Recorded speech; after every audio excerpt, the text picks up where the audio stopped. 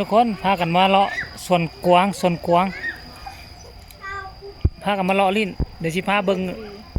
อันนี้แม่นกวางกันบ่กวางทุกคนเนี่ยกวางนะพวกน่ะกวางมีกวางกับนกอีมูเดี๋ยวน้ำตกจำลองพวกน่ะพระเจ้าเกลือกวางอยู่พุ่นโอ้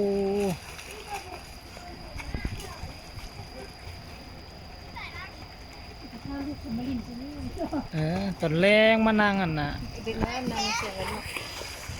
เนี่ยจะเมียนเอาตั้งตัวนี้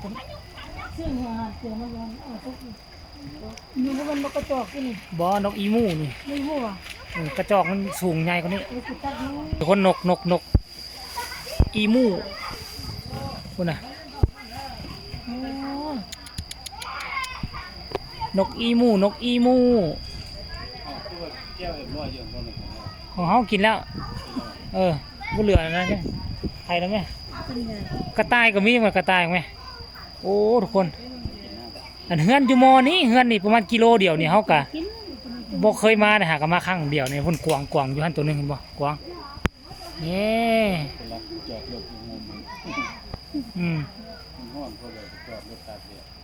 บอกกวางนี่เขาก็มาจอดอยู่เขาก็เลยเว้า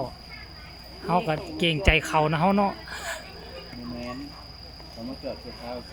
เนาะเราจะตื่นสว่างตื่นไฟแล้วก็อันนี้ก็ตัวนี้ละเอียดนี่ก็ตื่นสว่างไฟละเอียดที่หนองปลาแล้วก็ก็ปลาที่ไม่กินนะเขาเจ้าเปิดเต็มพิกัดนี่น่าจะให้ปีเขาส้มแหละเบื้องนี้พอเขาลงทุนมันธรรมดาแล้วบรรยากาศก็ดีไปสิโอ้สุดยอดคนน่ะกวางอยู่คนบักหลายแม่เห็นน่ะแนมเห็นอยู่อ่ะที่กินมันปลาดุกกวางเห็นบ่กวางทุกคนเบิ่งเอานี่คนน่ะกวางทั้งนั้นแน่น่ะคนน่ะลายดอกกวางงามอันนี้ปกติหายากได้อยู่บ้านเห็นแล้วนี่กวางธรรมดากวางแดงเนาะแม่อันอยู่บ้านท่านฟ้านธรรมดาไม่เต้นแดงแล้วบ่มีดอกอันนี้ก็น้ำตกจำลองเนี่ยนะเปิดมือแรงบ่นี่เนาะมีซาลอยน้ำพร้อมนี่มึงไหมตู้นี้มาเห็นนกใหญ่บาดนึงก็เจ็บหัวแล้วบ่นี่เห็นนกใหญ่แล้วเจ็บหัวทุกคนกลางคืนเขาสิเปิดไฟสิเขาสิกินข้าวเขาสิกินอยู่นี่ก็ได้เดี๋ยวสิกินโต๊ะลุงก็ให้เขาตั้งให้สบายเลยโอ้เขามีคอกใส่ให้มันได้ตอนแรกน่าจะเอาเข้าคอกแล้วขังไว้แล้วเนาะบอกในคอกยันคันปล่อยสิมันโดดข้ามหัวออกไปนอกคนไหน